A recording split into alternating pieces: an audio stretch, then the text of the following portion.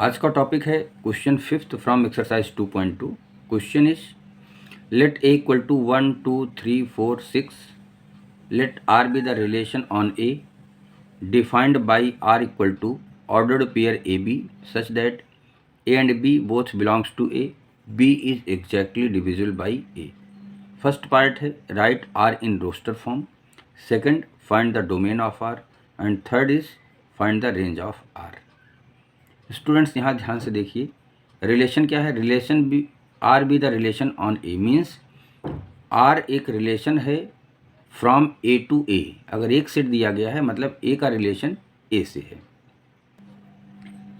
और डिफाइंड है इस तरीके से कि R equal to ordered pair A B है, जिसमें से दोनों ए और बी ए के ही एलिमेंट हैं। यहाँ ध्यान रखने वाली बात है कि बी ए से डिविजिबल है, या ये ऐसा कह सकते हैं कि ए बी का डिवाइजर है, मीन्स ए बी को डिवाइड कर देगा। तो फर्स्ट पार्ट चलिए हम लोग लगाते हैं। फर्स्ट पार्ट है right R in roster form. ये जो रिलेशन आपने देखा, रिलेशन आपको दिया गया है, ये जो रिलेशन आपको दिया गया है ये सेट बिल्डर फॉर्म में है। इसको हमको रोस्टर फॉर्म में लिखना है। तुम क्या लिखेंगे? हम लिखेंगे ऑर्डर्ड पेयर जिसमें से फर्स्ट एलिमेंट सेकंड को डिवाइड कर दे। यहाँ लिखा ना कि B is exactly divisible by A, means A B को डिवाइड कर दे। चलिए यहाँ से स्टार्ट करते हैं। पहला एलिमेंट हम 1 लेते हैं। 1 किसको डिवाइड कर देगा? क्या 1 1 को डिवाइड कर देगा? बिल्कुल। ये सेकंड वाला 1 फर्स्ट वाले 1 से पूर्ण रूप से डिविजिबल है, या कहें कि फर्स्ट वाला 1 सेकंड वाले 1 को डिवाइड कर देगा, मीनिंग एक ही है। अब आगे चलिए, 1 और किसको डिवाइड कर देगा? 1 2 को डिवाइड कर देगा, 1 3 को डिवाइड कर देगा, 1 4 को डिवाइड कर देगा, और 1 6 को डिवाइड कर देगा। या ऐसे देखें, 2 is divisible by 1, 3 is divisible by 1, 4 is divisible by 1 and 6 is also divisible by 1।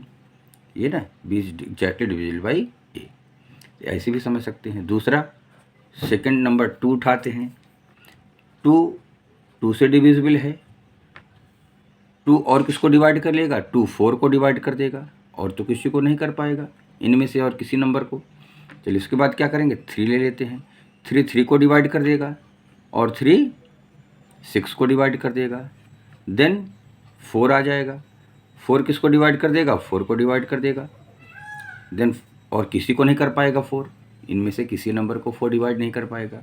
Then 6 को डिवाइड कर देगा, और 6 किसी को नहीं डिवाइड कर पाएगा। तो इन सभी को हमने देख लिया और इनको कर्ली ब्रैकेट में बंद कर दिया। तो कुल काउंट कीजिए, 1 2 3 4 5 6 7 8 9 10 11। एक कोई नंबर छूट रहा है, 12 होने चाहिए। यहाँ देखिए एक टर्म छूट गया है।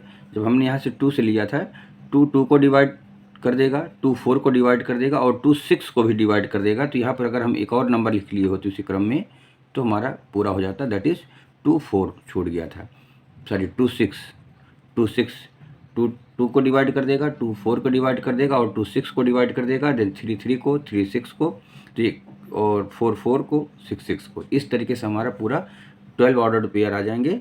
तो इसका रोस्टर फॉर्म हो जाएगा ये नंबर। इसका सेकंड पार्ट आते हैं। सेकंड पार्ट है find the domain of R. Domain of R क्या होगा? रिलेशन के फर्स्ट एलिमेंट्स डोमेन होते हैं। यहाँ से देखिए 1 यूज हो गया है, 1 के बाद 2 यूज हुआ है, 2 के बाद 3, 3 के बाद 4, 3 के बाद 4, 4 के बाद 6।